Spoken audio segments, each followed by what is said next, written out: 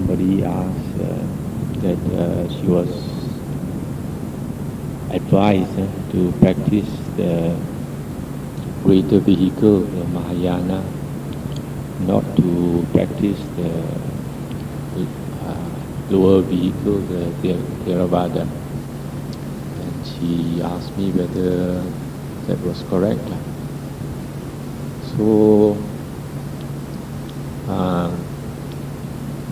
firstly, I'd like to tell you a bit about my background, that I've been searching this truth, the spiritual path. I've been walking for something like 20 years. And I started off, I studied the Bible, studied the Quran, studied the yoga, studied the Hindu teachings, Taoism, and then finally I came to Buddhism. And then when I came to Buddhism, at first I read also about the great vehicle Mahayana teachings, and I practiced Mahayana for about 8 to 9 years. And 3 of those years I practiced in robes. I went to America to a big Mahayana temple. I stayed for 3 years. Then I came back because I was quite disillusioned. And then after that, after I came back from America, I took the Mahayana higher ordination in Kiloxi Temple in Penang. And then I was a Mahayana monk for about half a year, and then I went to Thailand to investigate Theravada Buddhism.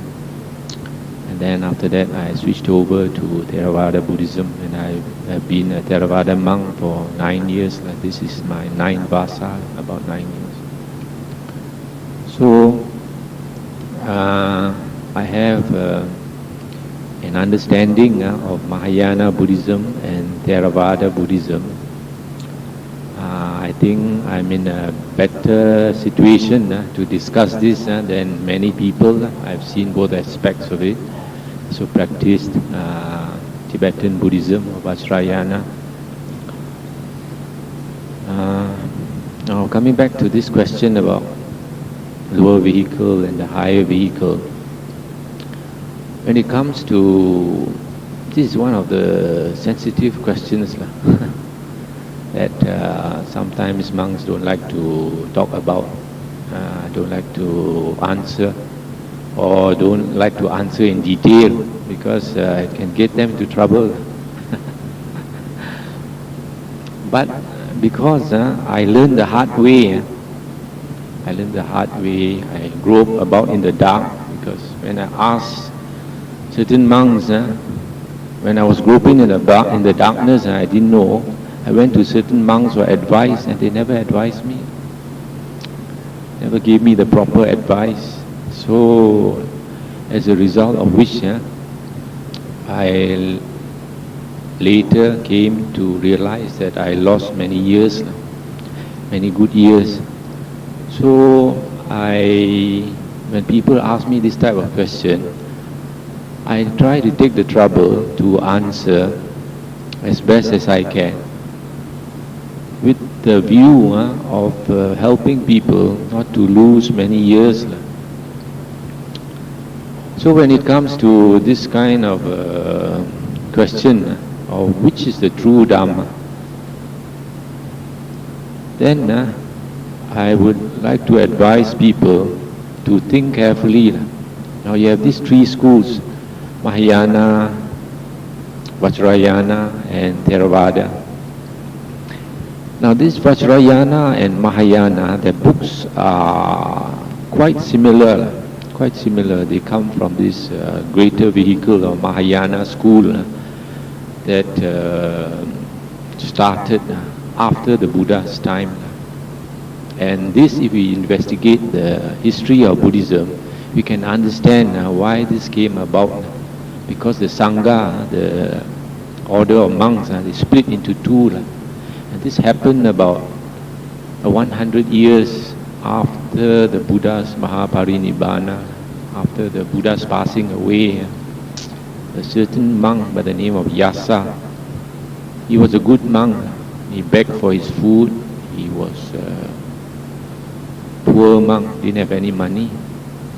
So he came to a certain area, and the monks in that area, they did not keep the Vinaya, the discipline of the monks very purely. So they accepted money. And after they accept money from the lay people, they would distribute among the monks. So when this monk Yasa came to that place, he was supposed to be an Arahant. And the monks collected money from the lay people, especially on the Uposatha days, what we call Choyat Samma. And they distributed the money and gave him a portion, and he refused to accept. So they got a shock, because here comes a monk who's trying to act differently from them. And then,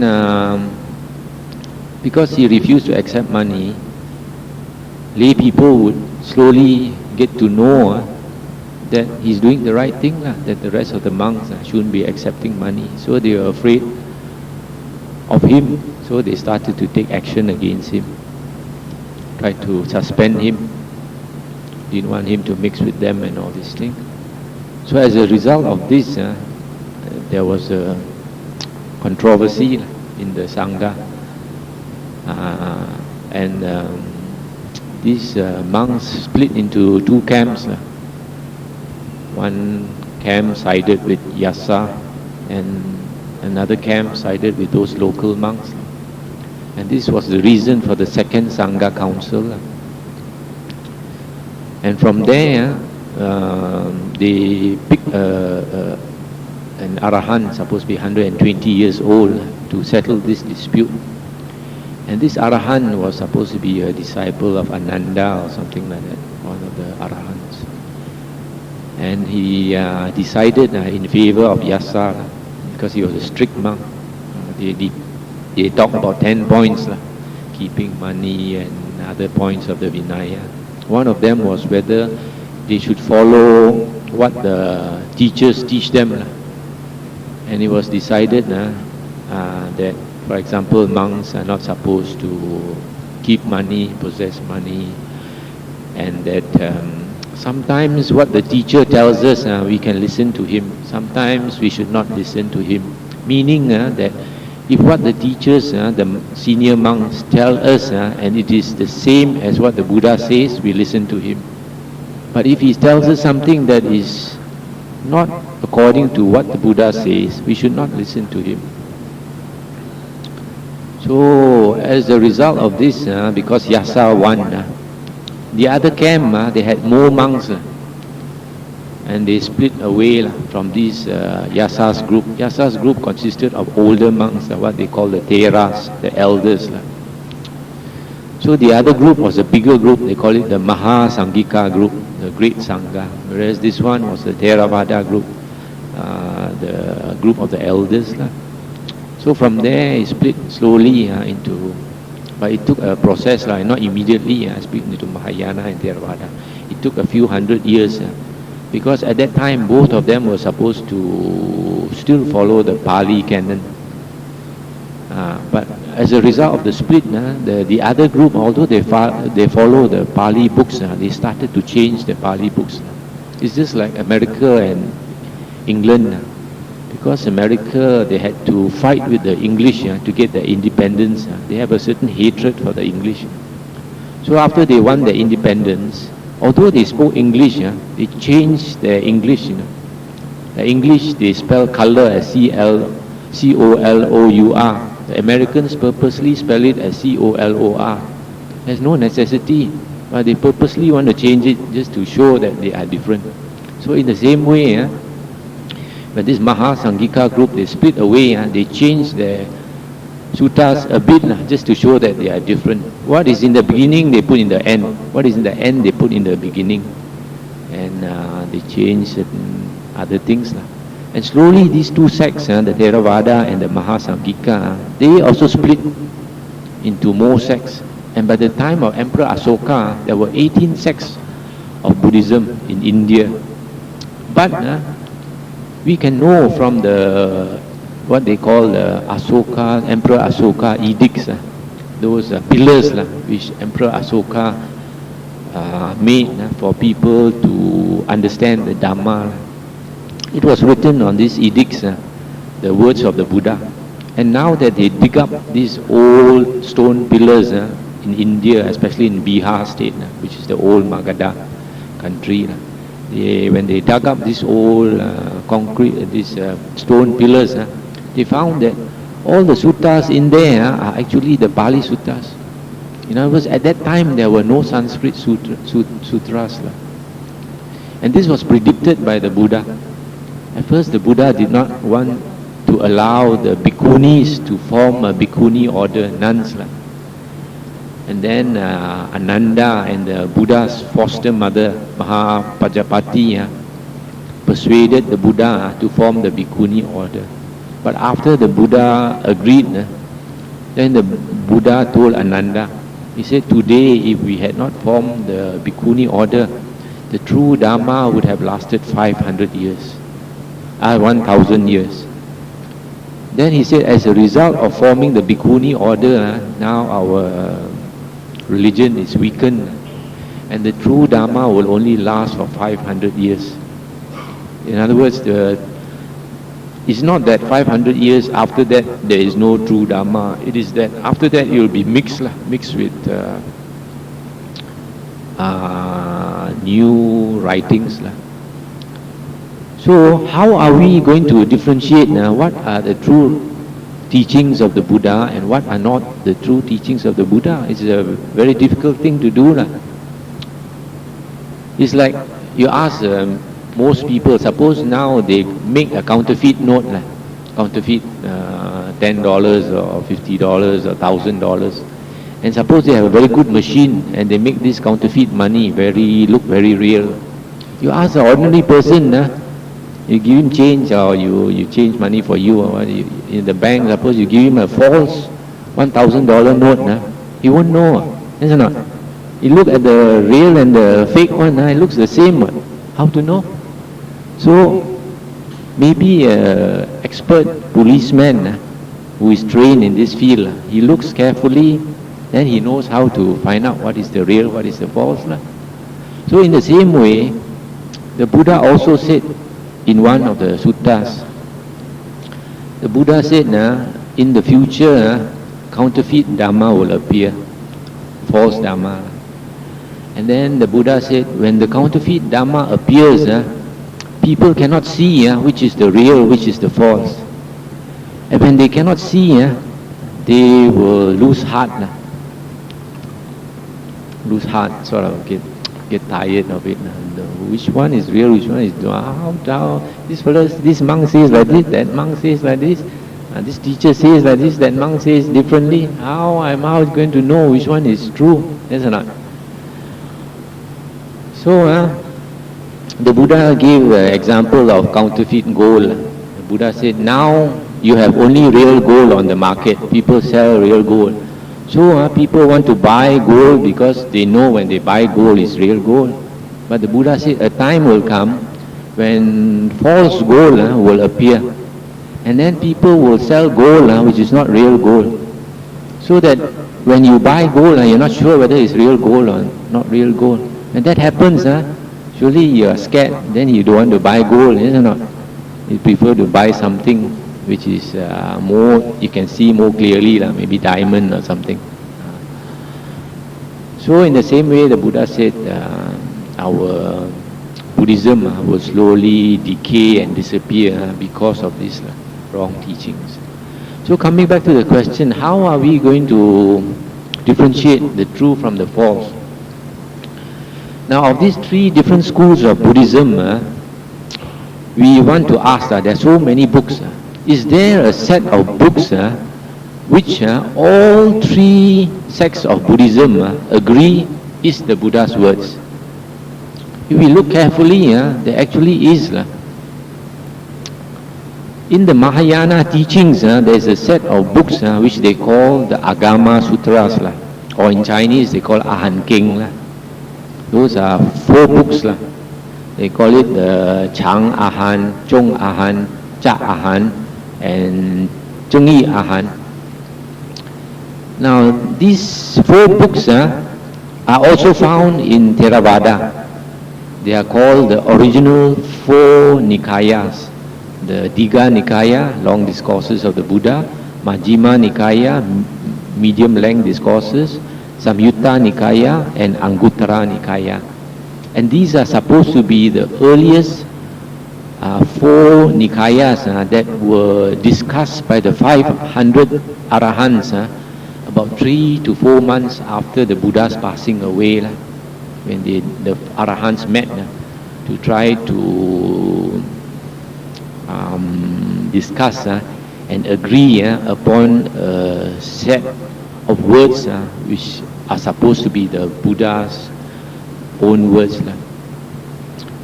So you see, and these 4 books are also accepted by the Vajrayana school as the words of the Buddha.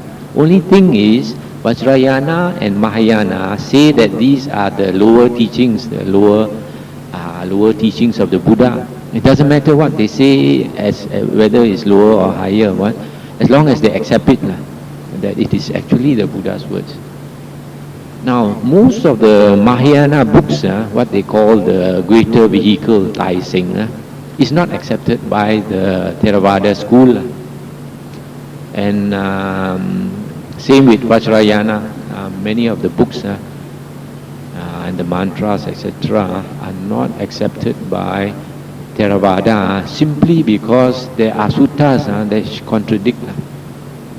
So once you have this set of 4 books which everybody agrees is the words of the Buddha, we have a standard to go by, Because in the one of the suttas, the Buddha did say, the Buddha said, in the future, suppose people say, these are the words of the Buddha, these are the actual words of the Buddha. Then the Buddha said, you don't have to welcome it, accept it, or you don't have to reject it straight away. Buddha said you have to examine what he claims, this person claims to be the Buddha's words. You have to examine it. And examine it with what? The Buddha said, examine it with his words in the suttas and in the Vinaya, in the discipline rules of monks and nuns. So when the Buddha says, compare with the Sutta and Vinaya, then, as just now I said, which Sutta to refer to? Now since we have this set of 4 books which everybody agrees to be the Buddha's words, so we should compare it with these 4 books.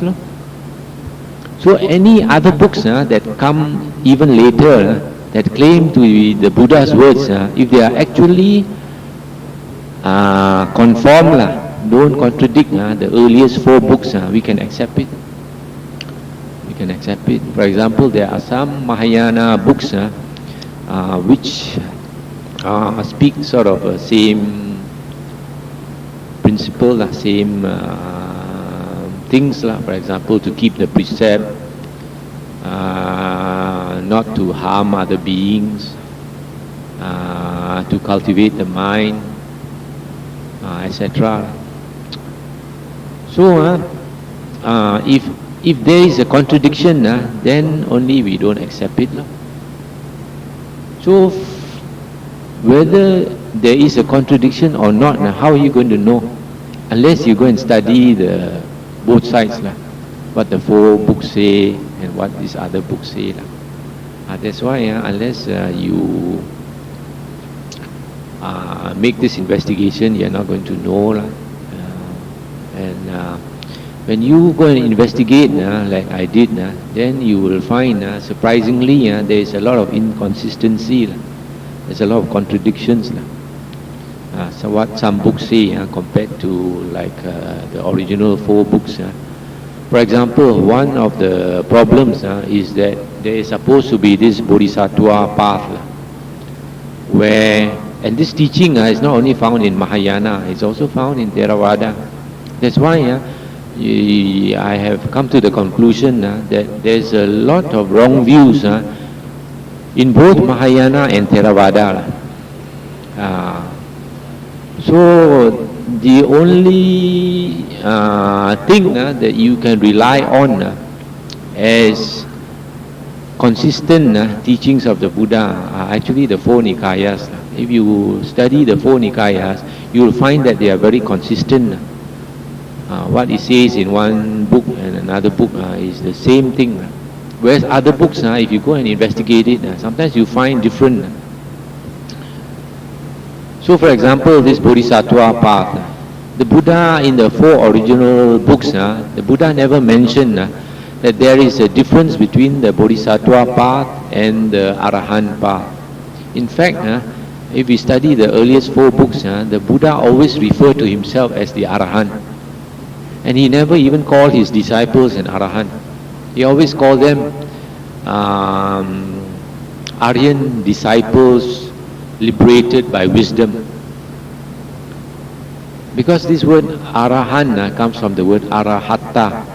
Arahata consists of two words, Ara and Hatta, and it means a person who has broken the wheel of existence. That means he does not come back to existence. Now, some of these things are very profound, very deep. It's not easy to understand until you have made a lot of research, and then only you will understand. And certain things, even you read in the books, you are not really able to understand until you do some meditation and you understand the nature of the mind. Then only you can understand. And there are still other things that even you do some meditation and study the books, you still won't be able to understand until you reach the level of an Arahant or a Buddha.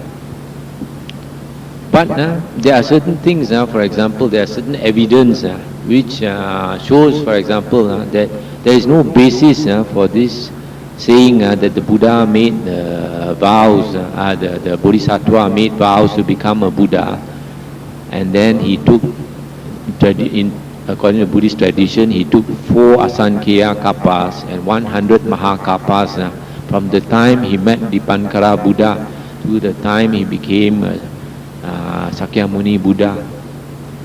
There is no basis. In fact, there is a sutta that there are 2 or 3 suttas that actually says this. What happened is, in the 4 original books, the Buddha said he looked back 91 kappas. Now 1 kappa is an extremely long time, The Buddha said you can't measure it, how long it is. But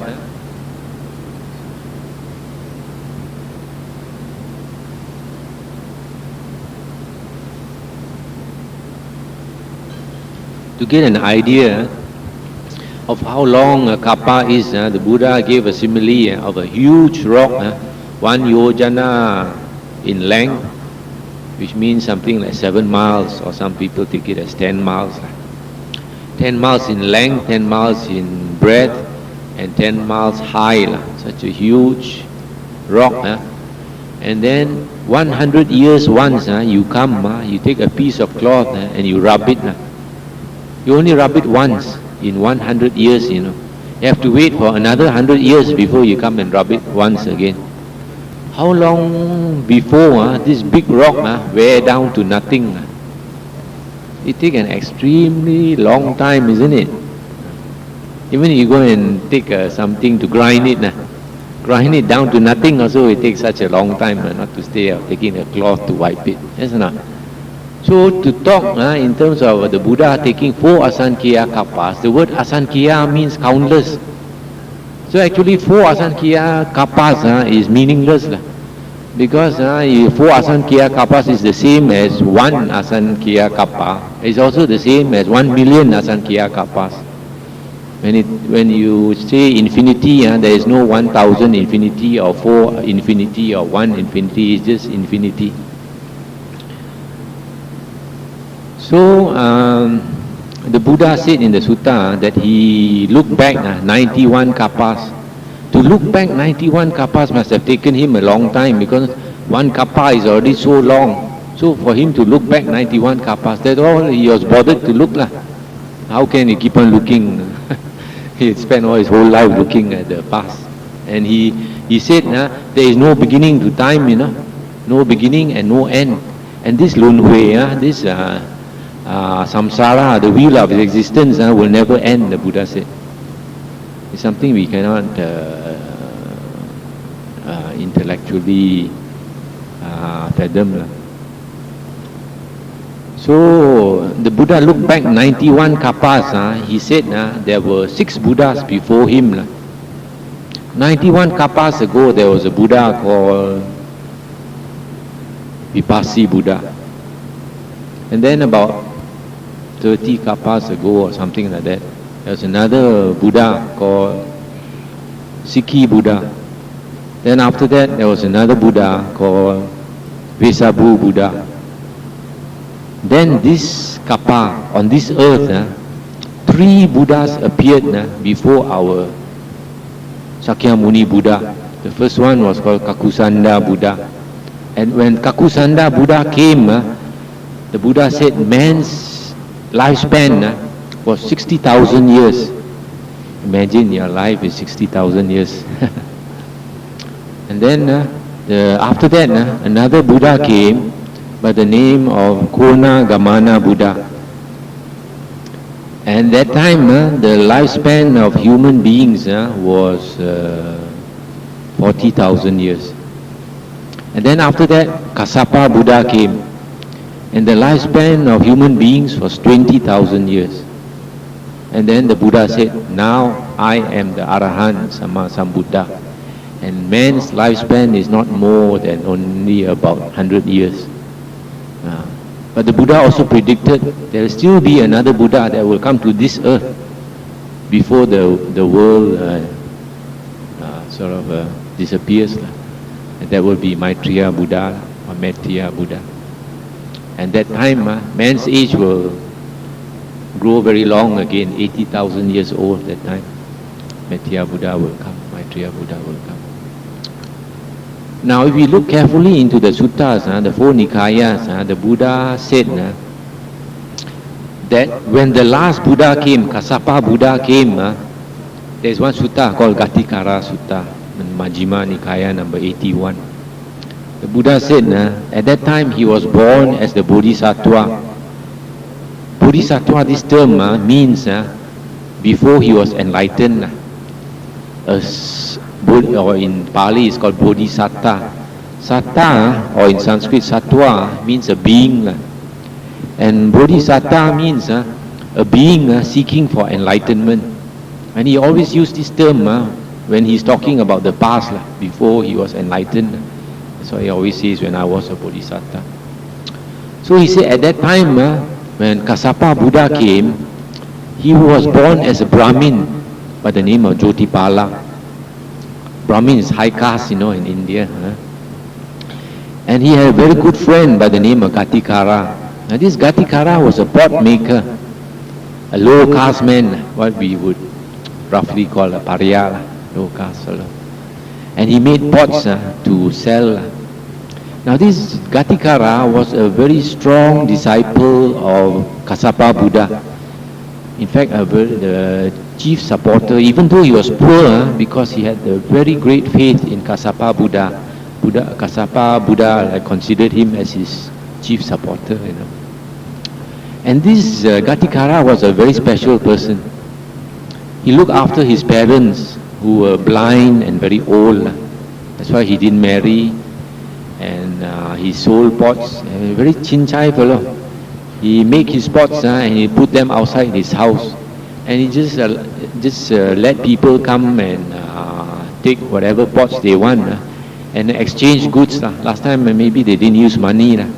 He take his pot and then maybe leave some paddy, some rice there for him, or leave something for him. And he didn't bother what they left for him. Such a simple fellow. So one day this Gatikara, he asked his friend Jotipala, our Bodhisattva, he said, I want you to come with me to go and see Buddha Kassapa. He's my teacher.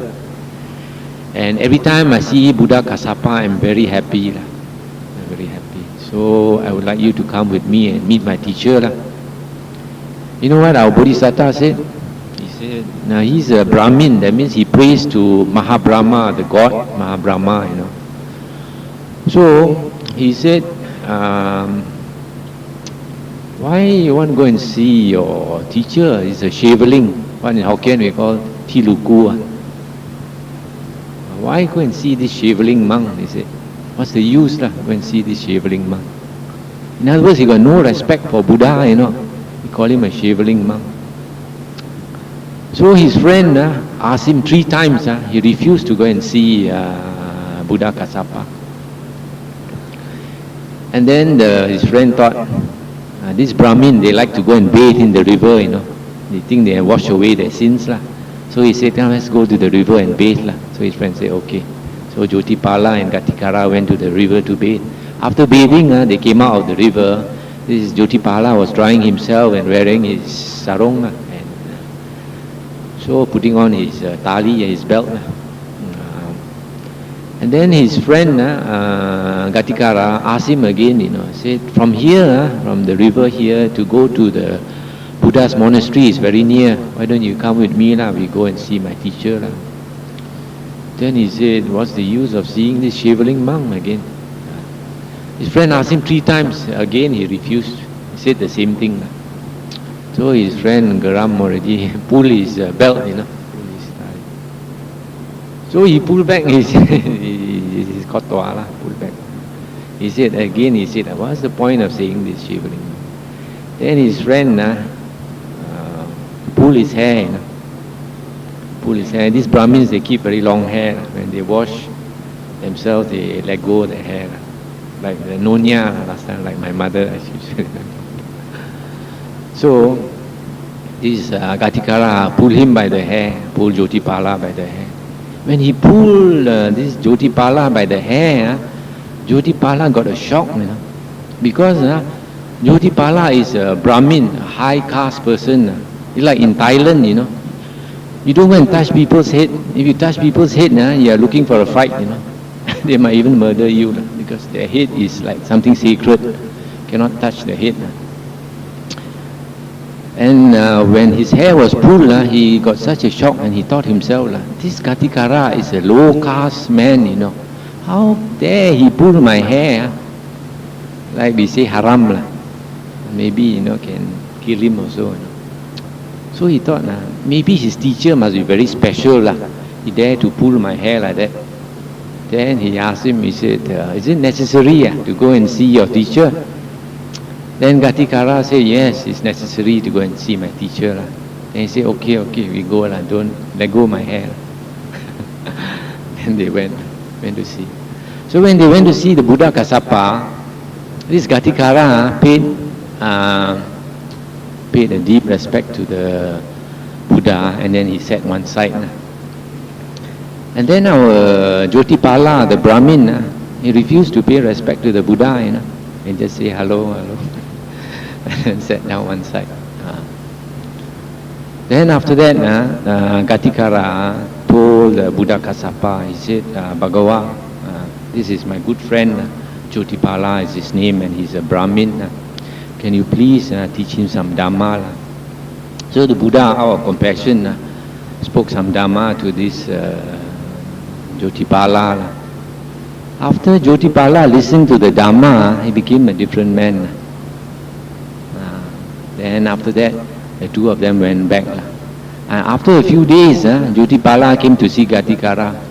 He said, Gatikara, now we have an Arahant, Sammasambuddha in the world. Why don't you renounce and become a monk? So Gatikara said, you know my parents are blind and they are very old. I have to look after them. I'm the only son. That's why I cannot renounce.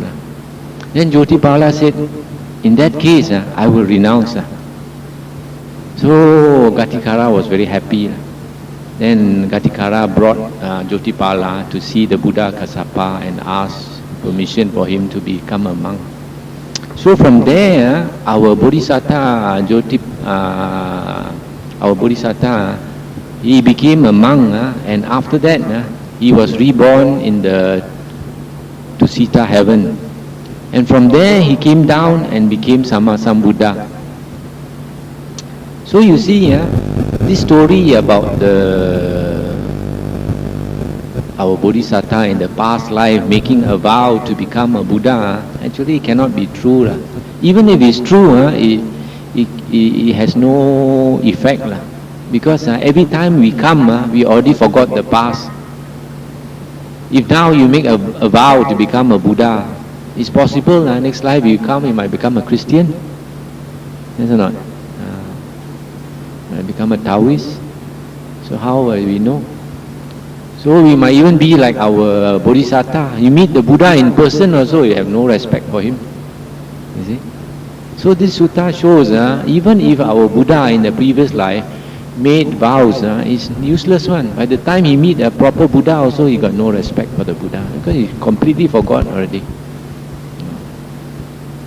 But actually, there is coming back to this sutta. You see, after our Bodhisattva, Jyotipala, he heard the Buddha's Dhamma, he changed completely and he was willing to renounce and become a monk. This kind of person, the Buddha usually says, they have entered the stream. That means already attained Sotapanna, Itko, first fruition, or Sakadagami, second fruition. So actually you see a person, first fruition or second fruition, actually next time they come back to become the Buddha. And this is confirmed by another sutta, where the Buddha said, our present Buddha, our Sakyamuni Buddha, he said in one sutta, he said 5 types of persons enter Parinibbana here, that means in the human plane, as a human being, 5 types of persons. And 5 types of persons enter Parinibbana there, that means in heaven, as a heavenly being. And the Buddha said the first 5 types, who are they that enter Parinibbana as a human being? 3 types of Sotapanna, first fruition person, 3 types. Then Sakadagami, second fruition person, and an Arahant. In other words, the first fruition and the second fruition person, they must come back as a human being and become an Arahant, that means enter Parinibbana. Because in our Pali Suttas, Arahant and Buddha is basically the enlightenment is the same. This is confirmed by the Buddha in one sutta, where the Buddha asked his disciples, what's the difference between an Arahant Sammasambuddha and his disciples enlightened by wisdom? Then the Buddha said, an Arahant Sammasambuddha is one who first discovers the path, that means the Noble Eightfold Path to liberation. He is the first one to discover. First one, that means during his time, he discovers the path, he walks the path, he's very familiar with the path, the Noble Eightfold Path, and he teaches the path, he expounds the path to many people. That is the Arahant Sammasambuddha. Then the Buddha said, disciple of the Buddha who is enlightened by wisdom, he follows the same path after the Buddha. So if he follows the same path after the Buddha, walking the same path, he will arrive at the same place. As far as the enlightenment is concerned, they are the same.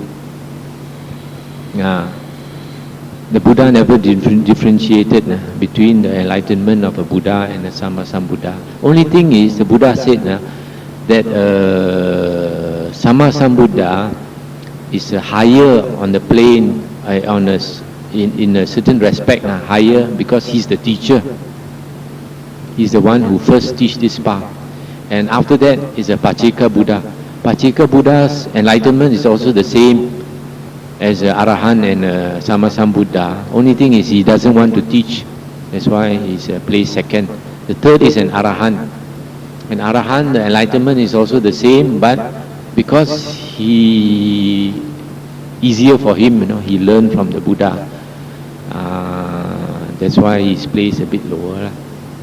But actually, when we say that the Buddha is enlightened by his own efforts, it only means his last life, His last life, he enlightened by his own efforts. But actually, previous life, he already learned the Dhamma from another Buddha.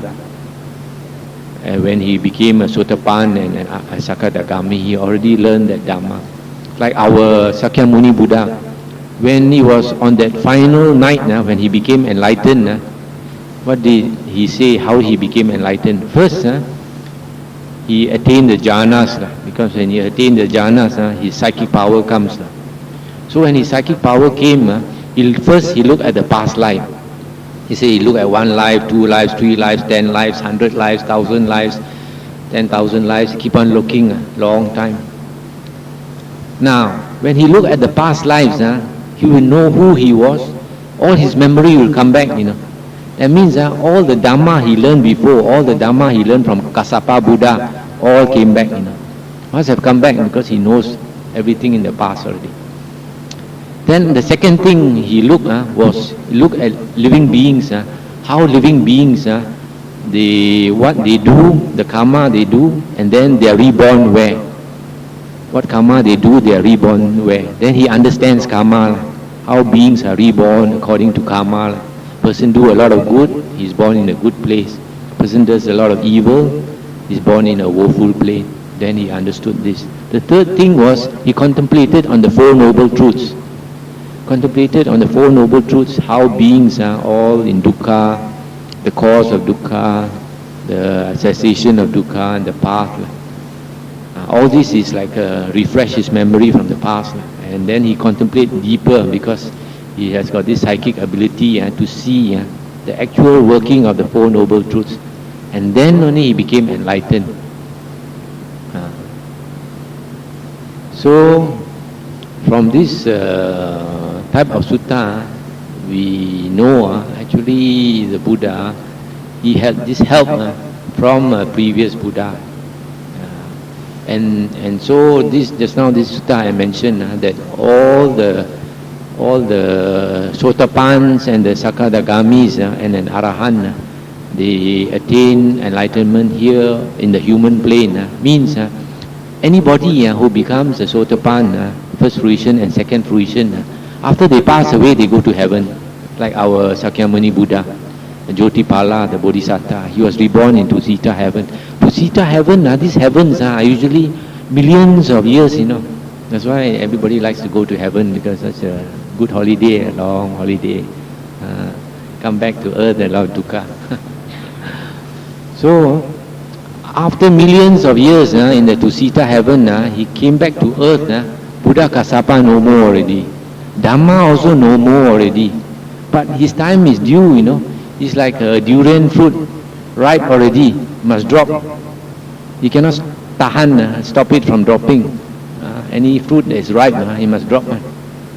So same, the Buddha said, Sotapans and Sakadagamis, Sotapan, at the most, he's got 7 existences more, at the most 7 existences more. And Sakadagami comes back to the human plane as a human being one more time, only one more time, then he will enter Parinibbana.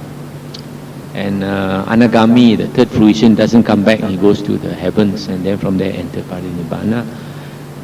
So you see, these people who are Sotapans and Sakadagamis, when they are reborn back on earth, is millions of years later, after they met the Buddha, millions of years later, like our Sakyamuni Buddha. And he came back, no Dhamma, no Buddha around.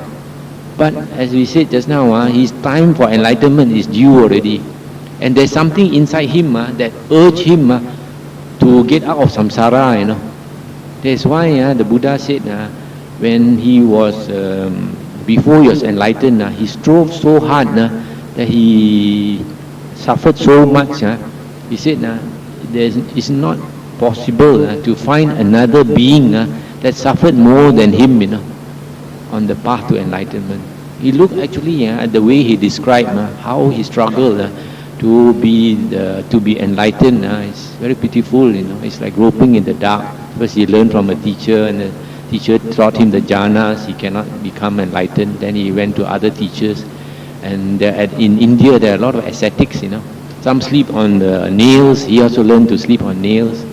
Some sleep on the open floor. He also sleep on the open floor. Some eat only specific types of food, like vegetarian food and all that. He also follow for some time.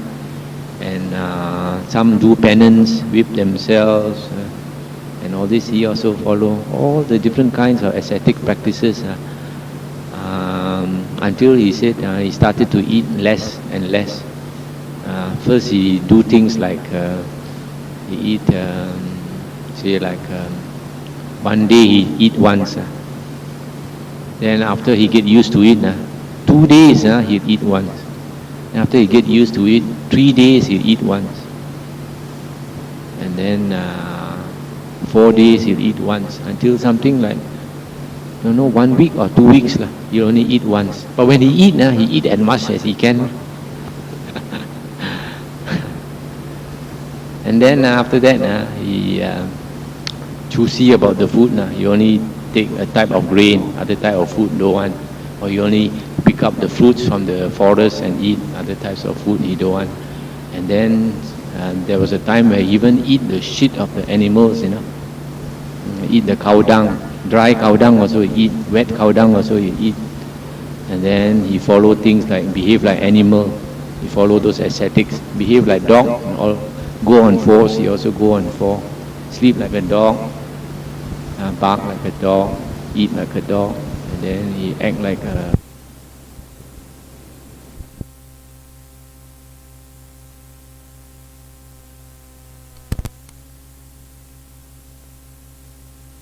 cow, eat grass, and all these things.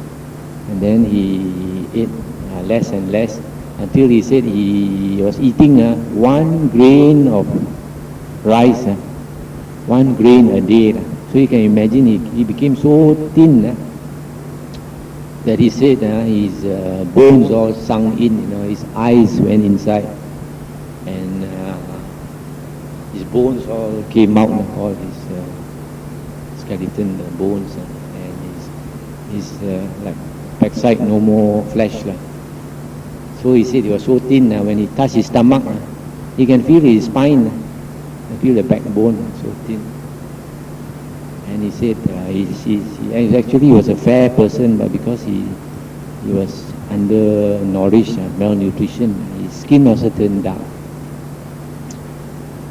So from there he was so weak that one day he went to the stream to bathe, to wash his face.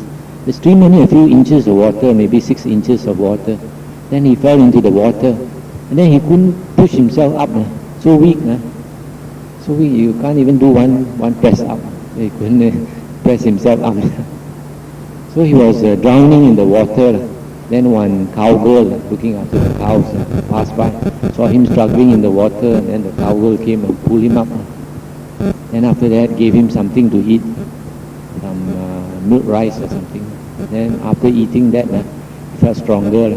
Then he realized he almost died. Then he realized no point, all this suffering cannot win enlightenment. So he thought he walked the middle way, he take 1 meal a day. Buddha, he suffered so much, an ordinary person would not be able to undergo so much suffering to get out of enlightenment, to get out of samsara, to become enlightened. It's only because this seed of enlightenment already planted in him when he became a Sotapanna. You see, sometimes they like to talk about the paramis, how our Bodhisattva cultivated the paramis, did all kinds of things to perfect his character. But actually, all those things only help him to be reborn in heaven. And then after that, he comes down again, human plane, or go to the woeful planes. And then he come back as human being, he can do a lot of good and go up again. But he never get out of samsara, he just continue in samsara only. Only when a person enters the stream, becomes a Sotapanna, then only he can get out of samsara. So if any body says that Bodhisattva became Buddha by making vows, it's too simple. How can anybody just make vows and become a Buddha? It's too simple. It's a process, a slow process where he becomes Sotapanna, Sakadagami, then only become a Buddha. Actually, there's a reason why many Buddhas, when they become Buddhas, they don't want to teach. Because to teach the truth is something that most people cannot accept. When people are used to certain views, certain beliefs, you try to change their belief, They get angry, Why they get angry? Because a lot of people have very strong defilements. These are called nivranas, hindrances. There are 5 things that most people have. Sensual desire, anger or ill will, sloth and torpor, restlessness and worry, and doubt. These 5 things cover us so that we don't see things clearly.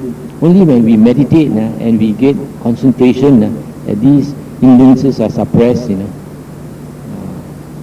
in the case of if you attain jhanas, then they are abandoned. So when you try to teach something new to somebody, you usually get into trouble. They'll get angry and they might abuse you, revile you, persecute you, and sometimes even kill. If you look in the history of mankind, this is quite evident. You see, like when people sometimes things that appear like to be obviously true, it's not true, Like many hundreds of years ago, people believe that the sun went round the earth because it seems so obvious. In the morning you see the sun come up in the east, yes or not? It goes one round, settle in the west, and must have gone underneath, and then come up again. Everybody thought like that. So especially last time the Christians, they believe that God created the world and created human beings. And human beings are so important, everything must go around the human beings. Human beings cannot go around the sun. The sun is not important, human beings are important because God made us. So when people like Galileo, he investigated, and Copernicus, and then he said that actually the earth goes around the sun. When he said this kind of thing, people got angry. How can you say this? And then they threw him in jail. Threw him in jail, not so bad. Later they released him. There were other people who said different things from what people believe, and then they were burned at the stakes. And then like Jesus Christ, he was killed. Just for trying to teach people to be good, also you get killed. So you see, people are so difficult to teach because they have so strong defilements. I mean, when you say something different from them, instead of just listening, if you don't accept, just let it go in one ear, come out the other ear. Why get angry? These people get very angry very easily. So, very dangerous. You try to help people, try to teach them something new. Especially the Dhamma is very hard to understand. So even you try to teach the Dhamma to people, most people cannot understand. That's why most Buddhas, after they become enlightened, they look, they with their psychic ability, they look around and they find human beings, they don't want to listen to the Dhamma. That's why even our Sakyamuni Buddha, after he was enlightened, he looked around. Then he realized human beings don't want to follow the Dhamma. Even if they listen, they don't want to practice. So he decided not to teach. And then Brahma Sahampati, the Deva, came and appealed to him 3 times to teach the Dhamma. He said, for the sake of the few, teach the Dhamma. Then the Buddha, out of compassion, he taught the Dhamma. He knew that there will be a lot of obstacles. Because when you teach something different, people will scold him and all that. And this you can be found in the sutta. So there's one sutta where the Buddha said, I do not quarrel with the world. The world quarrels with me. The Buddha said, he who speaks Dhamma does not quarrel with the world. So from this kind of words, you can imagine the Buddha must have a hot time. So I don't know whether I have explained enough on this point. And then if you all have other questions, we can talk about it. Yeah.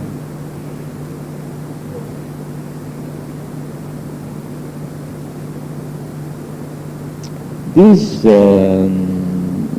kind of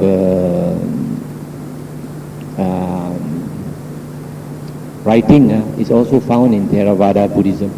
And it is found in books like the Buddha Vangsa, Apadana, which appears in the Khuddaka Nikaya. The Khuddaka Nikaya is one collection of suttas that were added to the original four. And if we observe, you see now we talk about the four original Nikayas, our Pali suttas. The first one, Digha Nikaya, has got 3 books. The second one, Majjhima Nikaya, has got 3 books. Then Samyutta Nikaya has got 5 books. Anguttara Nikaya has got 5 books. The last Nikaya is called Khuddaka Nikaya, which means minor collection. Minor collection means it's supposed to be the smallest lah. But now it turns out to have 15 books. And according to the Burmese, have 18 books. Because in 1956 they added another 3 books, which everybody knows is not the Buddha's words. And I'm very sorry that they think it fit to add another 3 books, which everybody knows is not the Buddha's words, because this kind of action is going to make things very difficult a few hundred years later. Say 500 years later or 1,000 years later, people forgot where did these 23 books come from, and they think, oh, this must be the Buddha's words. This is exactly what happened in the Khuddaka Nikaya. They kept adding. I think now it's got 15 books. So because of that, I usually tell people, don't go and study the Khuddaka Nikaya. First you go and study the 4 Nikayas, and then after you have understood it, then you want to look at other books, can. Then you have a certain right view. When you have a right view, then you compare, then you can understand.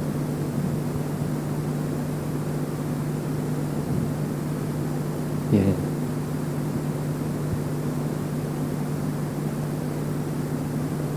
The difference. The difference is not very much. Which one is older?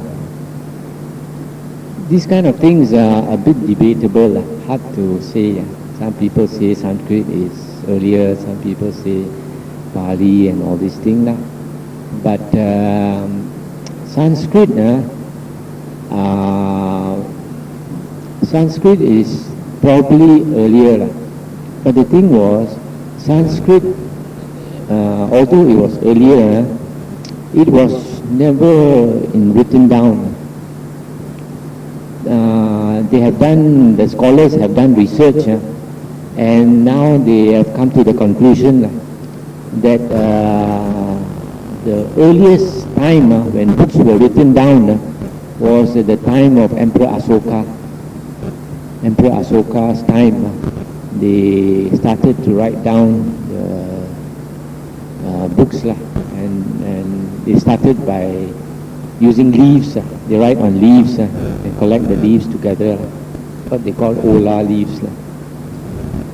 So at that time, it seems they used this Pali to write down the suttas, the words of the Buddha, because the Buddha spoke a language that was similar to what they call the Magadhan language. There's a country called Magadha in the Ganges River, that valley. There's a big country called Magadha, and Buddha used to reside around that country, Kosala and Magadha. So when you see, even during the Buddha's time, because the Buddha traveled Kosala, Magadha, a few countries around the Ganges Valley, that area, it's like for example, Malay language in this country. You go to Kelantan, you find one type of Malay language. You go to Kedah, another type of Malay language, slightly different. You go to Malacca, you go south, it's a bit different, you see. So in the same way, that language that was spoken during the Buddha's time, if you go to a different area, you have to change your slang a bit. So when the Buddha's disciples, it depended on where they went, they have to sort of follow the local dialect a bit. It's like you come to Ipoh, you have to speak Cantonese, go to Penang, you speak Hokkien. So when they decided to put down the words of the Buddha, they used Pali. Pali is supposed to be similar to the language of Magadha. but it's not exactly the same because there are so many variations. But they chose a form that was convenient for writing it down, and it's quite similar to Sanskrit. And then, but Sanskrit was supposed to be the classical language of the Raja. The Rajas earlier, they used it when they want to pass a certain order. They want to send an order to one district or something. They send their soldiers, write down the words of the king. Only the king used, and only the Brahmins, the high caste people, they learn the Sanskrit. So because they thought, at that time they thought, to put down the words of the Buddha in Sanskrit is like too high a language. Most people, they are not educated in Sanskrit. Use the local language. That's why they chose Pali, which was supposed to be similar to Magadhan language. Then after 500 years, there was again interest in Sanskrit, because they thought at that time, after 500 years after the Buddha's passing away, there was about 250 years after Emperor Asoka's time. That means for 250 years they already had books already. So at that time, again they felt that maybe should use Sanskrit again, because Sanskrit is a high-class language. So after 0 AD, a lot of Sanskrit books appeared. This is not my personal view. This is the view of those Pali and Sanskrit scholars in England. They have done research and they have come to that conclusion. Any other question?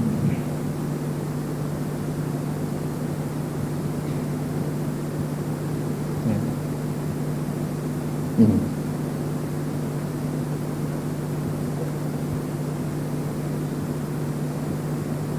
No. Not all of the books of the Khuddaka Nikaya are unreliable. Out of the 15 books, there's about 5 books which are supposed to be reliable. But the thing is, if you start taking these 5 books and then you try to reject the other books, people will argue with you. See? But if we forget about the Khuddaka Nikaya, there is sufficient Dhamma in the 4 Nikayas to teach us what we want to know about the Buddha's teachings. So if we just restrict ourselves to the original 4 Nikayas, there's more than enough to digest. Take you a long time to digest and understand those 4 Nikayas. One thing the Buddha has said that the path to get out of samsara is by cultivating 3 things. In Chinese they call Jie Ting Hui, Sila, Samadhi, Panya. That means moral habit, concentration and wisdom. These are the 3 basic things a Buddhist has got to cultivate to get himself out of samsara, the round of rebirths. And the Buddha also said very clearly in 2 suttas that the Sotapanna and the Sakadagami, the first and the second fruition person, has got perfect sila. The Anagami, the third fruition person, has got perfect sila and samadhi. And the Arahant has got perfect sila, samadhi and panya. In other words, only the Arahant has got that panya needed for liberation, As far as the Buddha is concerned, the other 3 people, the 3 Aryas, they don't have that type of panya. But from this type of sutta, you can see, actually, the Sotapanna and the Sakadagami, they don't need 4 jhanas, because the perfect samadhi, perfect concentration is the 4 jhanas. But sometimes they translate as 4 mental absorptions. But the Anagami, all Anagamis must have perfect sila and perfect samadhi. That means all Anagamis must have 4 jhanas at least. That's why all anagamis, after they pass away, they are reborn in the fourth jhana plane. And all arahants must have perfect sila, samadhi and panya. That means all arahants also must have the jhanas, all the four jhanas at least. But nowadays, because of the certain books that appeared later in Theravada Buddhism, there is now a widespread belief that there is such a thing called samatha practice and vipassana practice. I think those of you who are interested in meditation, you will know that there are some monks who teach that there are samatha practice and vipassana practice. Now this kind of teaching has got no basis absolutely in the four Nikayas. It is just the same as saying that you have a Bodhisattva path and an Arahant path, and arguing that Bodhisattva path is higher or Arahant path is higher. As far as the Buddha's teaching is concerned, he never differentiated between Bodhisattva path and Arahant path. Why go and differentiate? The important thing is to get out of samsara. Isn't it?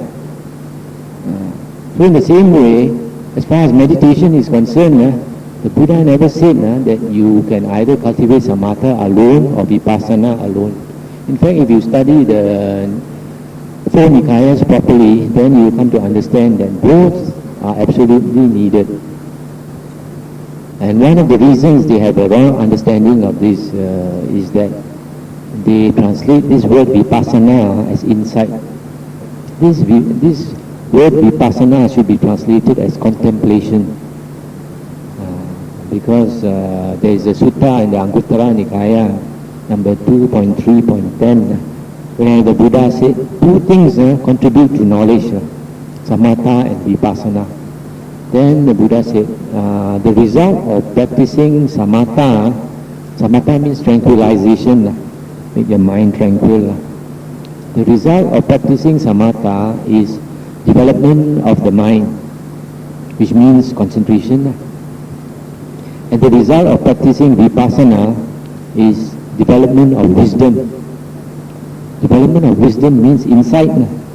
That means you practice samatha, you will get concentration. You practice vipassana, you will get insight. So how can the word vipassana mean insight? It means contemplation, because vipassana comes from two words, vi and pasana. Pasana means to see, to observe. Vi means to separate. So when you observe and you separate, means to contemplate, to consider and contemplate. So in in meditation, there are only two things you can do. One is to tranquilize your mind, make your mind calm. The other thing is to contemplate and to get insight. You cannot separate the two, because for you to practice contemplation and to get insight, it's not so easy, If it's so easy, everybody would become enlightened. There is a condition for it, and the condition is stated in the suttas. And there's only one condition to get insight, and that is stated in the sutta as the cause for what they call Yatta Bhutta Jnana Dasana. Yatta Bhutta Jnana Dasana means to see things as they really are. And what is the condition to see things as they really are? Is concentration. Because when you have concentration, your five hindrances are abandoned or suppressed, and you see things as they really are. So, to be able to get insight can only come about if you have concentration. So these two things you cannot separate, samatha and vipassana. In fact, there's one sutta that says in a person who is enlightened, the arahant, he has got all these things, he has got the seven bojjhangas, he has got the four satipatthana, he has got the five faculties, the five indriya, the five powers, five bala, the four iddhipadas. All these things all come. And then the Buddha said, at that time, samatha and vipassana work together in him. they work together. Yogananda, I think is the Pali word. So, actually, to separate samatha and vipassana is the same as separating bodhisattva and arahant. All this was never spoken by the Buddha. In fact, just now, I mentioned the sutta where the Buddha said an arahant has got perfect sila, samadhi and panya. That means you cannot get an arahant who has got no jhana. Impossible. This is stated in many suttas.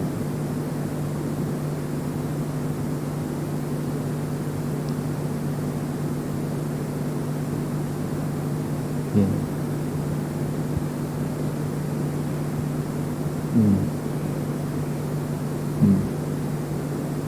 Yes.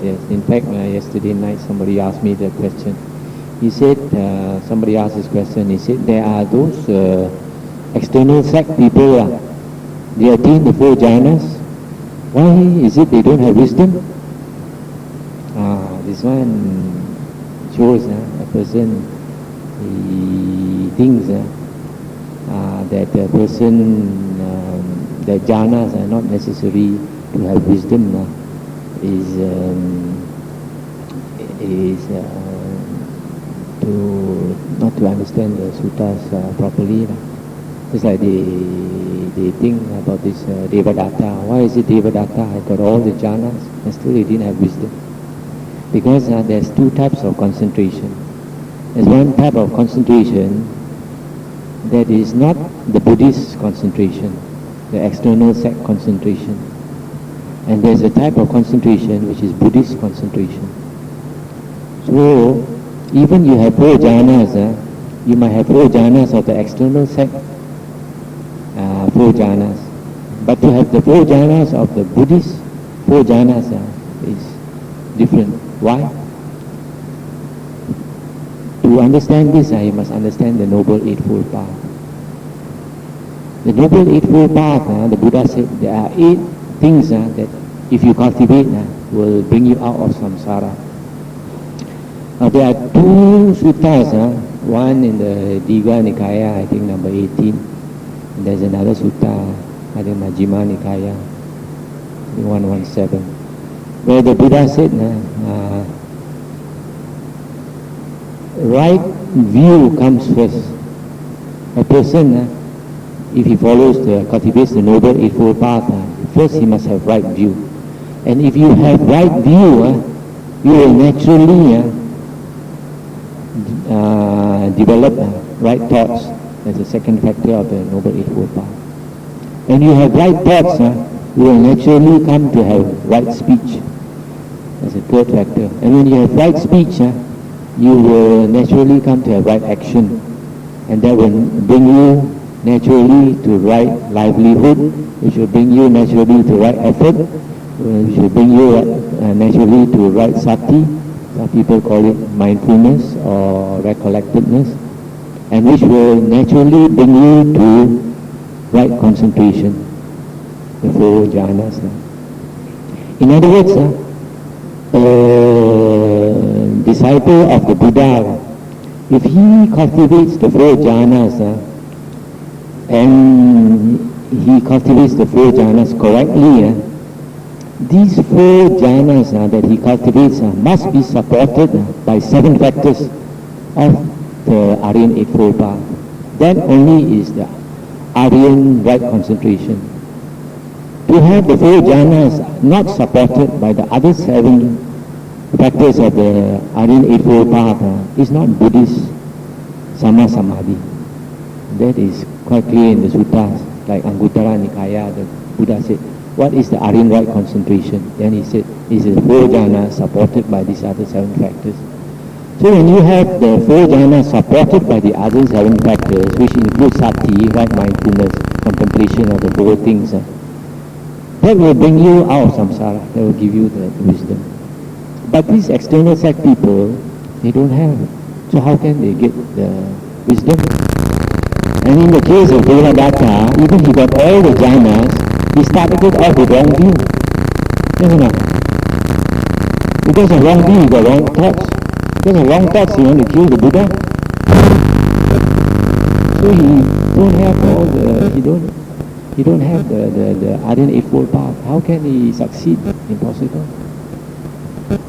There is one sutta where the Buddha said, what is the difference between two persons who cultivate the jhanas and then are reborn in the Brahma plains as a Brahma Deva? And these two persons, one is an external sect person, another one is a disciple of the Buddha. What is the difference between these two? After they are reborn, in the Brahma plane as a Brahma Deva. The Buddha said the difference between these two is like this. The person who comes from an external sect teaching, after he passes away from the Brahma plane, he will fall down. Either come down to a lower heaven or the human plane, or even go down to the woeful planes. That is possible. But the Buddha said, the disciple of the Buddha, after he passes away from the Brahma plane, he won't fall down. In other words, he won't fall down in the woeful planes. He will keep going up until he enters Parinibbana. From this type of sutta, you find, you can understand clearly that the reason why a Buddhist, by cultivating the jhanas, he succeeds is because he's got the other factors.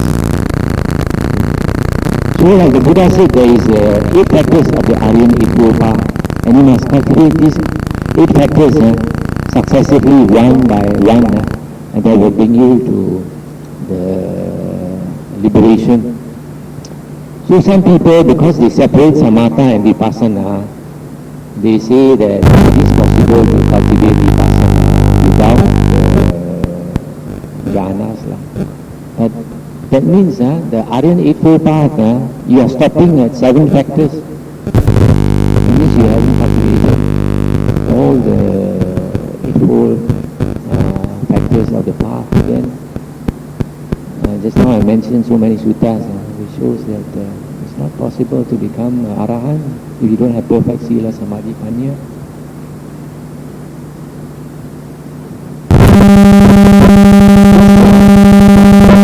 Today I was supposed to give this talk. Just now I explained why I didn't give that talk. I was supposed to talk about Theravada Buddhism, traditional Buddhism and original Buddhism. Many people, they come into Theravada Buddhism and they think that Theravada Buddhism is very pure. Very pure. And whatever is taught in Theravada Buddhism is all the words of the Buddha. When I first came to Theravada Buddhism, I also thought like that. And when I investigated further, then I understood that there is a difference between traditional Buddhism and original Buddhism. As I said just now, original Buddhism, which was discussed by the 500 Arahants at the first Sangha Council, consisted only of 4 books. And whereas the Abhidhamma and the commentaries and sub-commentaries they came later. But we can accept those things that are consistent with the 4 Nikayas. Whatever is said in the other books, if it is consistent with the 4 Nikayas, we accept them. But if they are not consistent, then we follow the Buddha's advice, throw it out. So,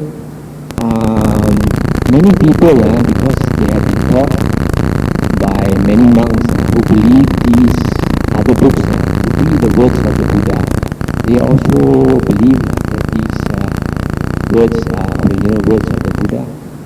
But as I said just now, you need to investigate a lot before you know that some of these things cannot be accepted. But we don't blame these monks in a sense that come from these traditional Buddhist countries for teaching these things, because if you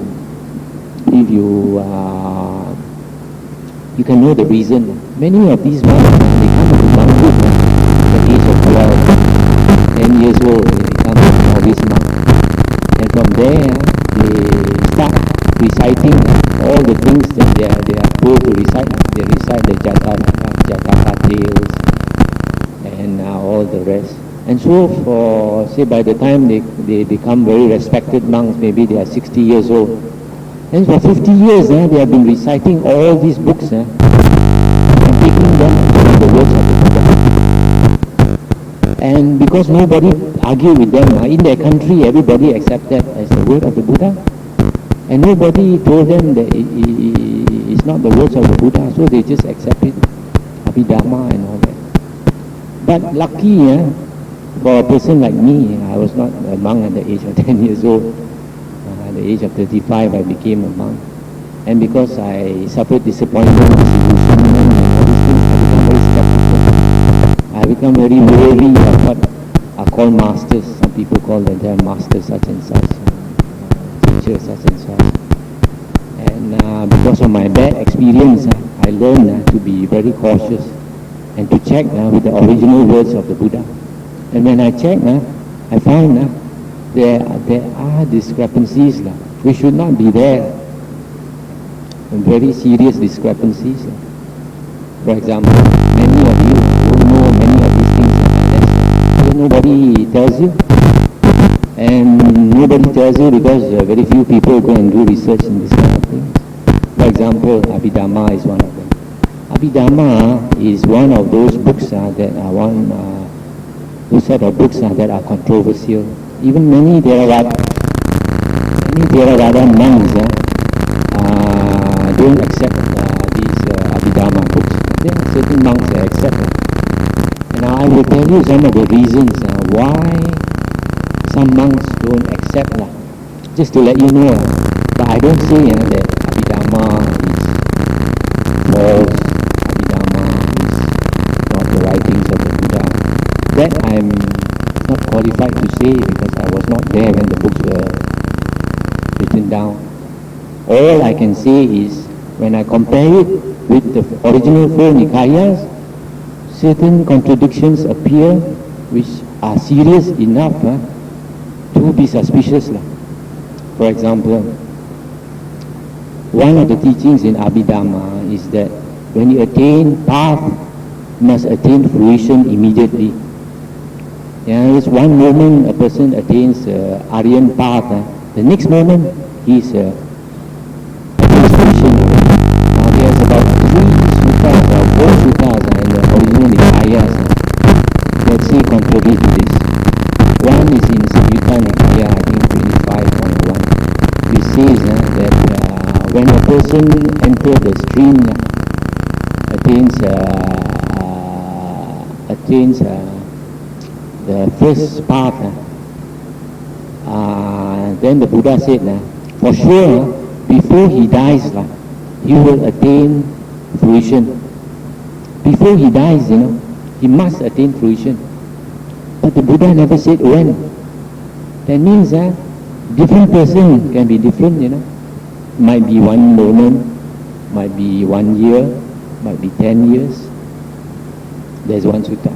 And there's another sutta in the Majjhima Nikaya, I think 142, Dakina Vibhanga Sutta, where the Buddha said, talk about the merit from giving to individuals. He said the highest merit you can give to an individual is to give to a Sammasambuddha. Second is Pachika Buddha, then Arahant, then a person who has attained the fourth path, then Anagami, meaning third fruition, then a person who has attained the third fruition, then Sakadagami you can give. You can also give to a second path person, then first fruition person, or you can also give to a first path person. That means the Buddha talked about 8 individuals, When you talk about Arya, the Buddha always mentioned there are 8 individuals. He didn't say there are 4 individuals. The fact that you can give dana, you can give something to a path attainer means that he exists, not for one moment, he exists. There's another sutta in the Anguttara Nikaya where the Buddha talked about 3 types of Arya. One is Kaya Sakin, body witness. One is Ditti Pato, view attainer. Then there is one Saddha Vimuto, a faith release person. Now 3 disciples of the Buddha were arguing about these 3 types of Arya. Which one is better? Then one disciple of the Buddha said number 1 is better. Another said number 2 is better. Another said number 3 is better. So they came and asked the Buddha, we just now you're arguing about this, which one is better? Then asked the Buddha, which one is better? Buddha said, very hard to say straight away which one is better. The Buddha said, number 1 might be a Sakadagami, second fruition person. Might be Anagami, a non-returner. It might also be a 4th path attainer, one Arahant, 4th path attainer. And then the Buddha said, number 2 person might also be a Sakadagami, might also be Anagami, might also be a 4th path attainer. And same in number 3. So from here you find actually the 4th path attainer exists, not just for one moment. So this is one of the things that you find contradiction between the Nikayas and the Abhidhamma. Another one is in the Abhidhamma they talk about Bhavanga state. In the Nikayas the Buddha talked about 6 consciousness, not more than 6 consciousness. It's only in the Mahayana books they talk about the 7th and the 8th consciousness. But in the Abhidhamma they talk about the Bhavanga consciousness. Now in the Nikayas the Buddha said that consciousness does not exist by itself. It must have a reason, a support to cause it to exist. Now in the case of the 6 consciousness, seeing consciousness, hearing consciousness, smelling, tasting, touch consciousness and thinking consciousness, the reason for these to exist, the seeing consciousness is because a form appears before the eyes. You must have a form, something to see. And then you have a good eye. Because of these 2, the seeing consciousness arises. And then if you pay attention, there is contact of these 3 and you see. So the same with the hearing consciousness. A sound must come, then only the hearing consciousness can arise. Otherwise, the hearing consciousness cannot arise. It is like this kind of sutta that we find not only problem with Abhidhamma, also problem with certain Mahayana sutras like the Shurangama Sutra, Ling Yam King. This Shurangama Sutra, I talk about Kuan Yin Bodhisattva contemplating the nature of sound in the absence of sound. Not hearing sound, He's hearing in the absence of sound, hearing the hearing nature. Which, when we compare with the 4 Nikayas, it's impossible for the hearing consciousness to arise. Some other consciousness must arise, because there is no condition for the hearing consciousness to arise, because there is no sound. So when you come back to Abhidhamma, they say that the Bhavanga consciousness takes for its object the Chutti Chitta, the last consciousness of the previous life. So what they are saying in fact is that the last consciousness of the previous life,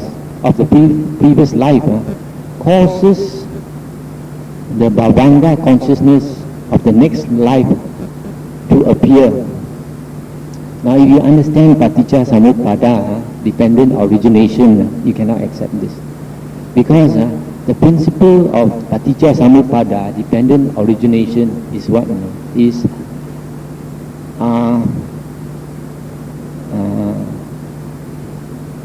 with the arising of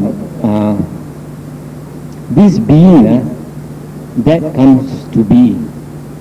With the arising of this, that arises. This ceasing, that comes to cease. With the ceasing of this, that ceases. That is the principle of Paticca Samuppada, dependent origination. In other words, something ceases, something else must cease.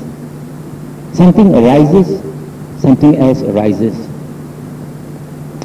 So, with the ceasing of the last consciousness, the chuti chitta of the previous life, some other conditions must cease, Now what they are saying is that with the ceasing of the last consciousness of the previous life, another consciousness arises, which they call bhavanga state. This is contradictory to paticca samuppada. How can something cease and something arise? Impossible. This is another serious thing that you find about paticca, about this abhidhamma. And then, like just now in the sutta I mentioned, where the Buddha said, the 5 types of person that must attain parinibbana here in the human plane. One of them is the arahant. That means an arahant can only be a human being. That's what it means, this sutta. An arahant can only be a human being. And in the